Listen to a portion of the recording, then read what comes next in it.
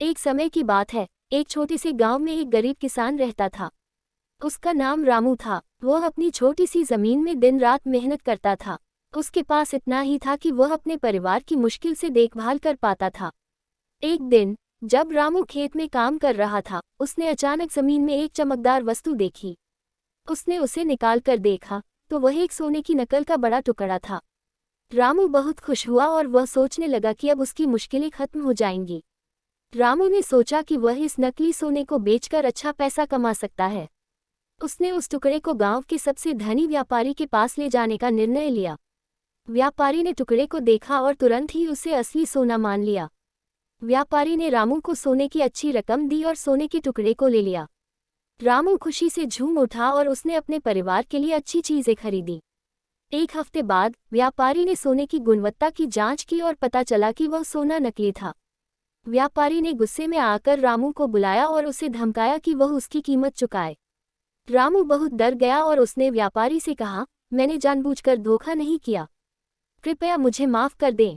व्यापारी ने कहा, अगर तुम अपनी जान बचाना चाहते हो तो तुम्हें एक ऐसा सोना लाना होगा जो तुम्हारे पास अभी नहीं है। रामू बहुत घबराया, लेकिन उसने ठान लिया कि वह व्यापारी की मांग पूरी करेगा। वह जंगल की ओर गया, जहां उसे एक रहस्यमय पुराना ब्राह्मण मिला।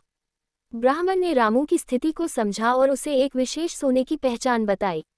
ब्राह्मण ने कहा, तुम्हें उस सोने को ढूंढना होगा जो सिर्फ तुम्हारे सच्चे प्रयास और शुद्ध दिल से ही मिलेगा। रामू ने ब्राह्मण की बात मान ली और खोज में निकल पड़ा। रामू ने कई महीनों की कठिन मेहनत के बाद एक सुंदर सी जड़ी बूटी वाली पहाड़ी पर एक खास पत्थर पाया। उसने ब्राह्मण से सीखी हुई बातें याद की और पत्थर को जांचा। वह सोना था, लेकिन उसकी चमक में नयापन था। रामू ने सोने को व्यापारी को दिखाया और व्यापारी ने उसे देखकर कहा, यह तो असली सोना है। तुमने सच में एक अनमोल चीज खोजी है। व्यापारी ने रामू को सम्मान दिया और माफी भी दी। इस घटना के बाद रामू ने सीखा कि सच्ची मेहनत और ईमानदारी से ही सच्चे लाभ मिलते हैं। गांव वाले भी उसके परिश्रम और धैर्य की सराहना करने लगे। रामू की कहानी ने सबको सिखाया कि कभी भी शॉर्टकट्स पर भरोसा नहीं करना चाहिए। सच्ची मेहनत और ईमानदारी ही जीवन में सबसे महत्वपूर्ण है। यही सबक हमें हमेशा याद रखना चाहिए कि जीवन में अगर हम अपनी पूरी मेहनत और सच्चाई से काम करें तो हमें कभी हार नहीं माननी चाहिए।